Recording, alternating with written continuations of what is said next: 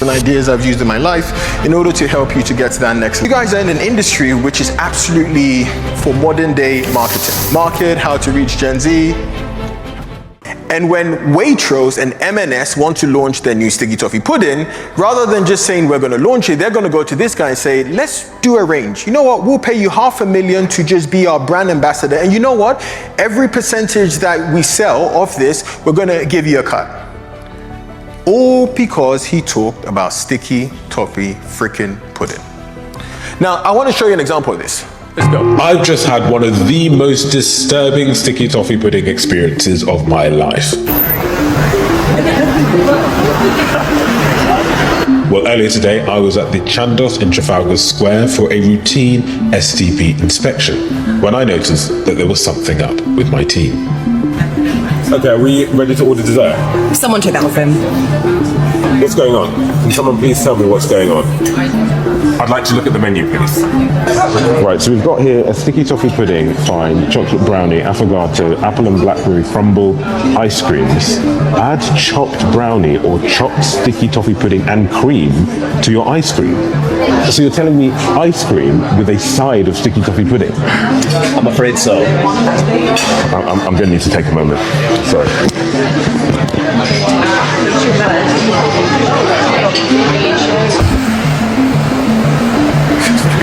It comes out, it's just an escapade he goes through, right? Now, oh, sorry. Now you get the point here, right? Like you can also just, check them out, stp.review. And every time I see a comment, I go, this guy is gonna blow. The reason why is very simple, because he's owned a niche, he's owned a format. Think about how we consume social media. We consume it as just doom scroller. And so as a result, if you don't have a format, if you don't have some kind of a niche, if you don't have something that people are gonna consistently know you for, you're just going to be forgotten. And so a bit of homework for you guys would be to think about, is there a format that I can own? Is there something that I really enjoy and I'm uniquely placed to do it and I can also keep doing it? This guy, by show of hands, how many know this guy? Lovely. This guy is amazing, right? I am not in the market for life insurance, but every time I see his content, I go, this guy, I must watch. So by some context, and then we'll watch the video. His entire thing is that he sells life insurance, cool, right? Like a lot of people here. It could come across as very boring, let's pick up the phone. But the way he amps himself up, because a lot of it is no's, he amps himself up by playing really, really aggressive rap and then waiting for the person to pick up. And the moment the person picks up, he then picks up the phone, and then often is a no. But then the moment that the person says no, it's fine, because then he goes back to playing his aggressive rap. That's the format. That's it. He sells life insurance. He's bookended it with something that is uniquely his. And now what's amazing, and I saw a interview that he did, two things. Number one, he's now set up his own life insurance brokerage. Just of that, I think this guy's 22. He's just set that up, and as a result, he now has people working under him. What's even better is that people, mums and aunties and people, are just going to buy specifically from him because they're like, I like this guy. But even more important, a lot of the younger people who perhaps want to encourage their parents to buy life insurance are seeing him. So now he owns the audience of Gen Zs who can then make some of the decisions for their parents. He owns the audience there. I don't know why this is showing up. So I'm going to show a video. Hello? Hey, Brendan? You got the wrong number. Brendan, this is Giuliano Masterelli. Listen, I was just making sure your family was protected and the coverage was in place. In the middle of the night, I know that you stand up, put it down tight, yeah, babe. I can put you on the flight. You know that or what? We can change your life, oh, babe. Everything you do is amazing. Ain't nobody no, baby. So the reason why I show that is because, of course, you don't have to do that, but you do have to have some kind of a format, because what happens is like people are seeing that and people are going, that's the guy, that's the girl who does X. It doesn't have to be as outrageous as that, but think about it. He's taking something that's boring. Something that feels like, life insurance, right? In the eyes of people, it's seen as like a boring thing, but it's an essential thing. The work that you people do here is a very important thing, whether it's life insurance, mortgage insurance, like it's very important. But then people don't think about it because they're like, this will happen later on. But by doing this format, by bringing in people, by owning a niche, he's actually able to then change it from this is something that seems meh to actually something that's exciting. And then the final thing is your audience is an asset. So since I sold Fanbytes, I've sold 2 more companies. The total enterprise value of companies I've sold is now 75.2 million. And all of them, every single one of them, have this thing. They have an audience. So Fanbytes, we had an audience which was influencers who had an audience, and brands wanted to tap into that to reach Gen Z. I sold another company which was a PR agency in the healthcare space. Really what we had was that we had a very thinly defined B2B audience of healthcare professionals, and our buyer, Inferno, wanted to buy that company because they could access the healthcare professionals. And actually I was saying to Terry, we have another company, I'm not gonna quite announce it yet, but it's in the dentist space. They are the biggest community of dentists online, and as a result, when eventually we sell that company, it would be because they have an audience of dentists who have high income and have disposable income. One of the things that I think in this industry, sometimes we think is like, what is the asset? We say something like, well, if I'm not banging the phones and closing customers, then like, what's the business? But the truth is your distribution is the business, and distribution could be your customer list. It could be the emails that you have of people that know, like, and trust you. It could be the Instagram page that you have, which is followed by a very thinly defined group of people. It could be the Facebook group that you own, which you maybe only have 5,000 in, but they are all like 5,000 people who are perfect ICPs for someone else. Do you understand what I'm saying? Great. So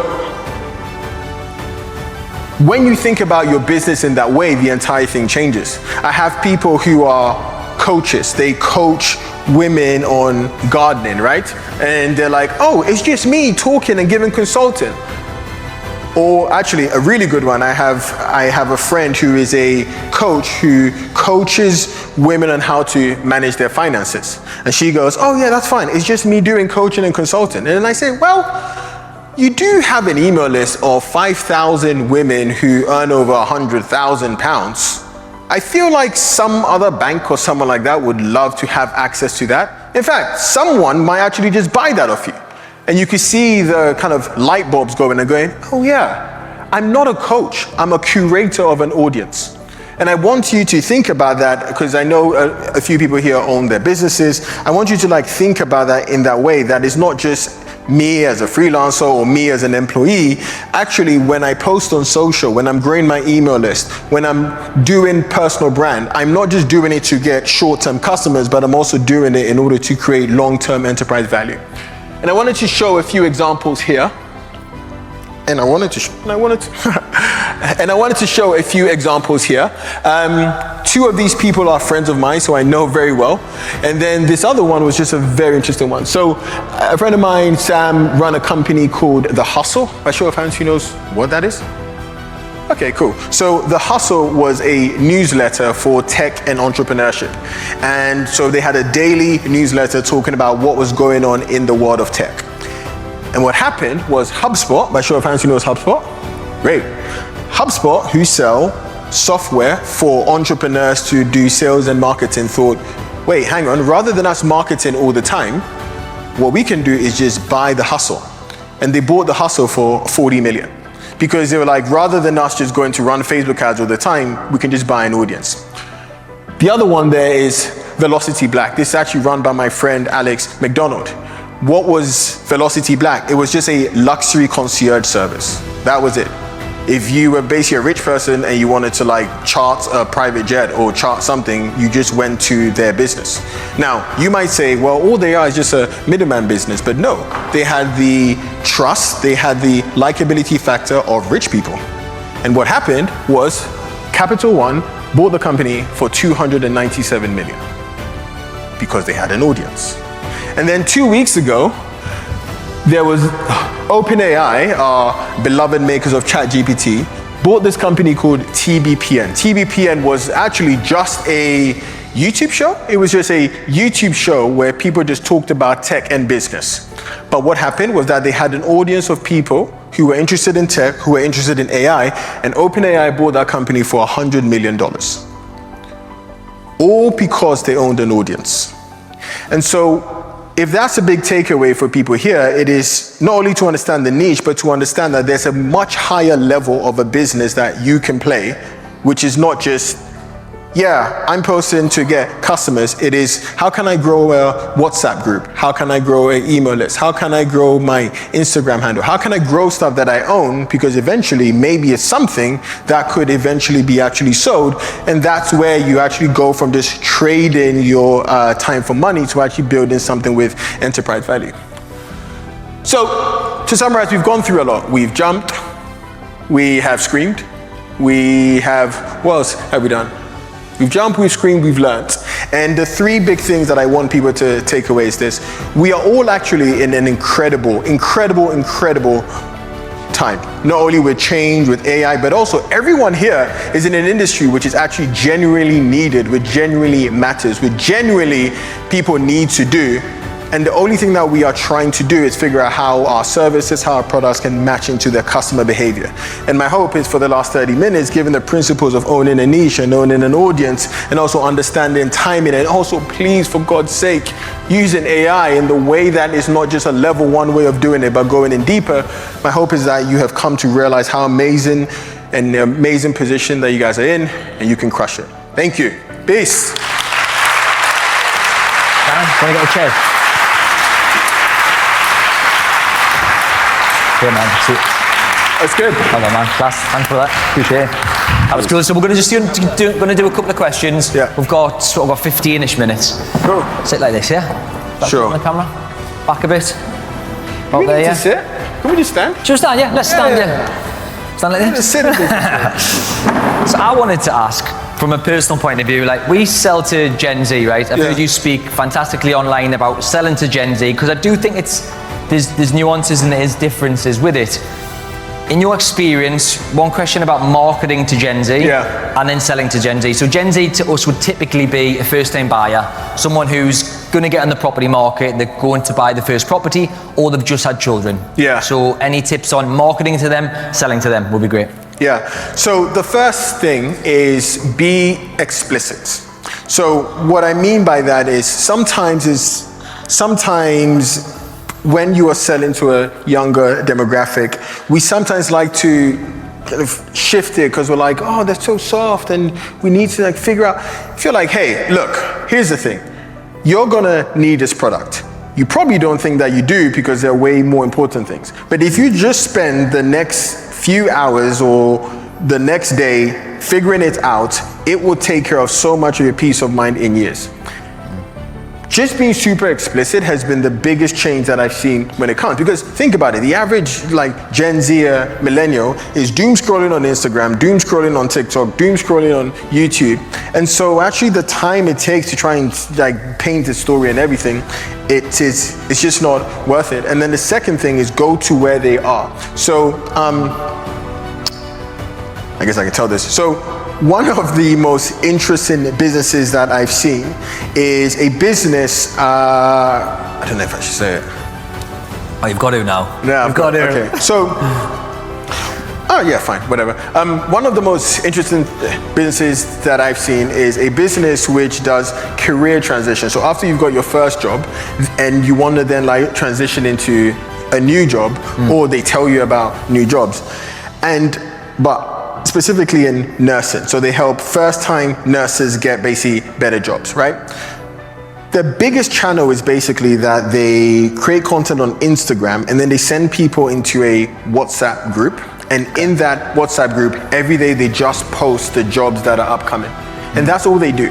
And that business works phenomenally well. And the reason why I was kind of a bit apprehensive about it is because the founder is like this kid who is not even a nurse. Like, he's just like some dude who was like, oh, nurses have this problem. Yeah, he just found a niche, and then all the content that he posts is not even like him. He's just got like a Filipino person creating these memes about nursing, and then he sends people to that. So first thing is be super explicit in the way that you talk. And then secondly, whatever you can, move people off social.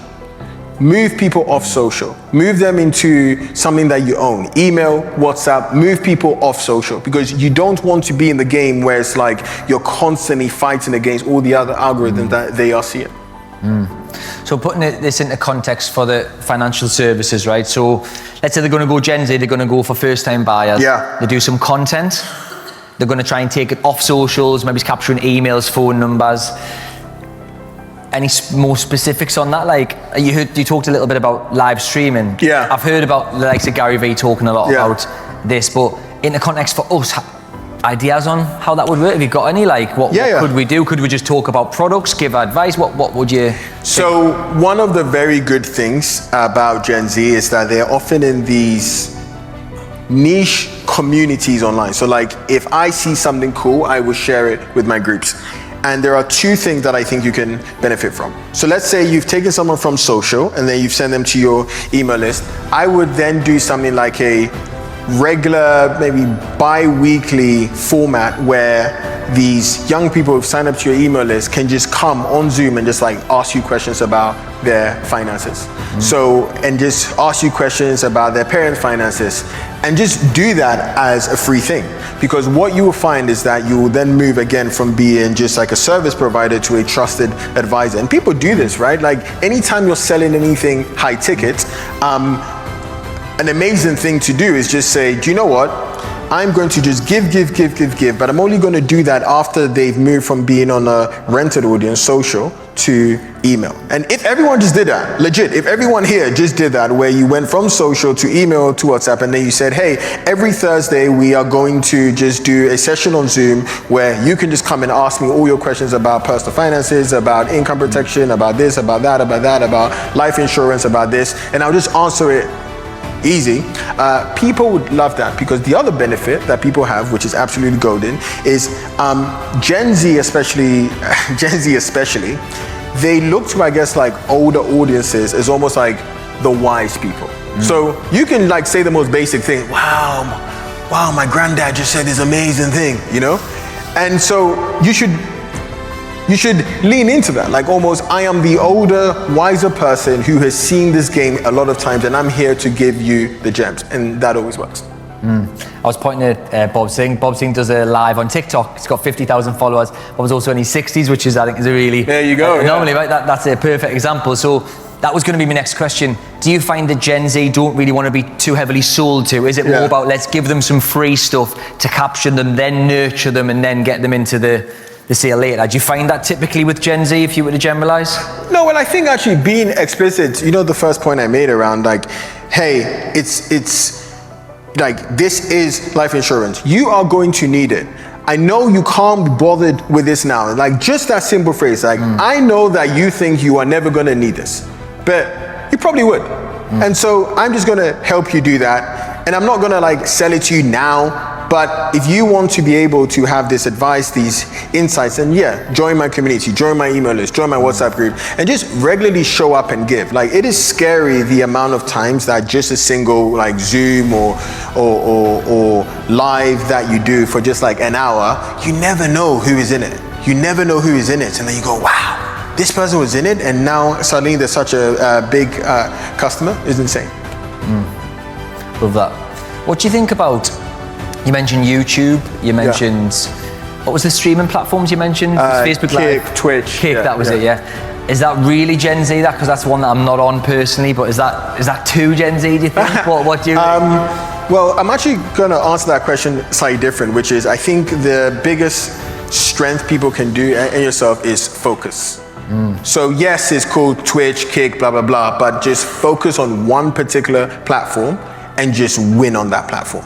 Because the same person would be on, you know, can be on TikTok, can be on YouTube, can be on Instagram. But if you just focus on a specific thing, you will win. And I think for now, you know, like TikTok is great, especially when marketing to Gen Z. But like Instagram and YouTube to me are still the way, especially YouTube. Really? 60% of people who watch YouTube now watch it on TV. So like it is now their version of TV. 60% or 60%. 60? Wow. 60.